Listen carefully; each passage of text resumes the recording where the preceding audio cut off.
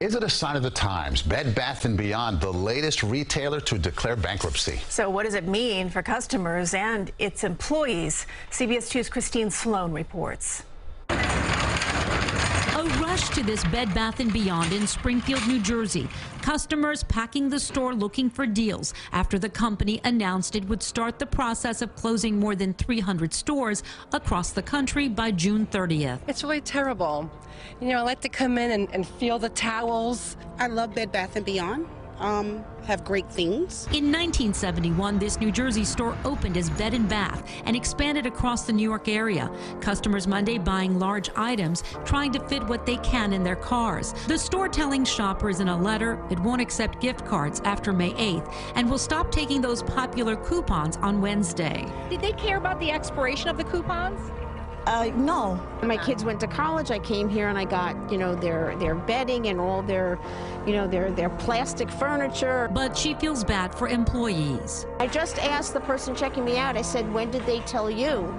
She said they told her today. Earlier this year, Bed Bath & Beyond notified the New Jersey Department of Labor that it would be cutting 1,300 jobs. This store in Watchung already closed. In court filings, Bed Bath & Beyond says it hopes to pull off a sale and keep some operations going.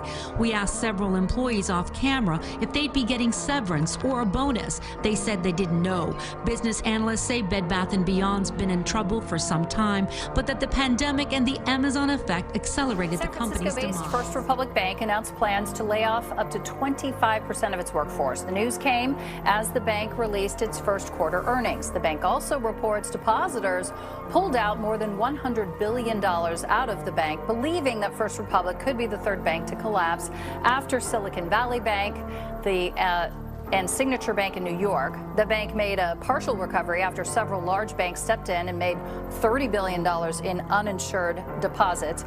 First Republic now says 1,800, though, of its 7,200 workers could lose their jobs as it restructures. Listen to the world of business now, because the tech giant Amazon has begun its third round of layoffs. Employees in its cloud computing and human resources department have faced the axe this time. Well, the latest round of layoffs come a month after Amazon's CEO, Andy Jassy, announced that the company will axe 9,000 employees. Well, this was in addition to the 18,000 employees who were shown the door, and that was in November last year.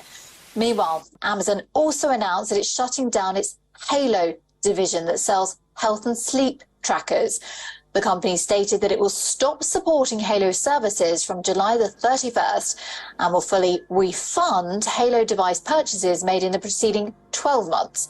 However, it is not yet known how many employees will be affected by the closure of the Halo division. When Nixon in 71 took the dollar off the gold standard, what happened was that he violated Gresham's law. And Gresham's law says when bad money enters a system, good money goes into hiding. So in what happened in 71, Nixon took the dollar off the gold standard, guys like me started buying more gold. The second law is Triffin's dilemma, and that happened in 1944. What happened in 1944 at the Bretton Woods Agreement in New Hampshire? The world said that we agreed that the world would trade in US dollars. But now the Bretton Woods Agreement is falling apart because Triffin's dilemma meant the U.S. had to supply dollars to every central bank throughout the world. So we had to print probably quadrillions of dollars. And what happens is when the playground bully, the U.S., and the BRICS nations gang up against the bully, they say, take your dollars back.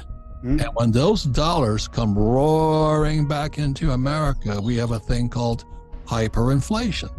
And every time there's hyperinflation, guess what happens? Dictators arise. And when dictators arise, the murder starts. We haven't seen inflation yet. Is that what you were telling me? That's exactly it, Robert. I couldn't have said it any better. That's exactly it. So you have a lot of people giving their synopsis of what they believe the future will look like within a bubble, assuming that we still are the world reserve currency. But if you just take a step back and see what's happening objectively, you can see that these alliances are being made to ultimately challenge the dollar for that right. And it's as simple as the rest of the world not needing to hold dollars to buy oil anymore. They will be dumped, and they will create massive inflation. And the byproduct of that is spiked interest rates.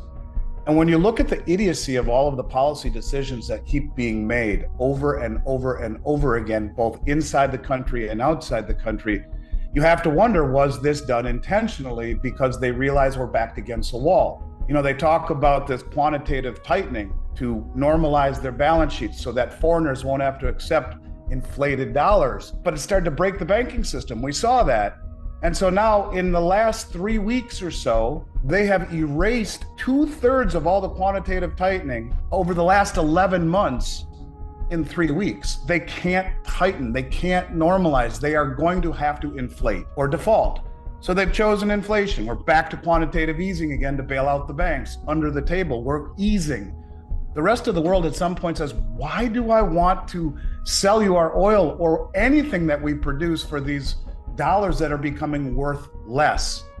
And when the BRICS nations tell us that our new system will be pegged to commodities, and I believe it will be using the blockchain or distributed ledger technology, you call it the auditor. Blockchain is the auditor for the world to see what has been pegged backing this new system of transparency and of commodities back to a system that creates a value.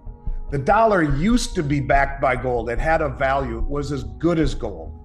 That's what they will attempt to do, and do it the right way by pegging what every country pledges to distributed ledger technology on the heels, I believe, of the digital yuan, which they will roll out for the new BRICS settlement system. It's coming.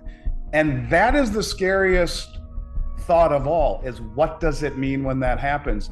You know, Jim Rickards, who talked at your show, made a very interesting point about how the banking problems happened on a Sunday night. I've always said that's the way it's going to happen. You'll wake up Monday morning and it will be, oh my God, what just happened? Because in the middle of the night, while we're all sleeping, all of the OPEC members who are all on the Belt Road Initiative, they'll stand arm in arm, say, we've decided to now take we're going to take the yuan until the new BRICS currency is out, or whatever they say. Those dollars will start flooding home before we even wake up, and we'll wake up to interest rates spiking and markets limit down and the whole system in chaos. You have to be proactive to this. And when you see our allies like France breaking ranks and quietly, slowly backing out of the room, it should be a massive wake-up call to everybody that this is accelerating in pace when our own allies are saying, you know what, we have to protect our own interests as well. Out of all this chaos, the dollar is going to come back in trillions. Hyperinflation, war breaks out, starvation increases. The question is, what do you do?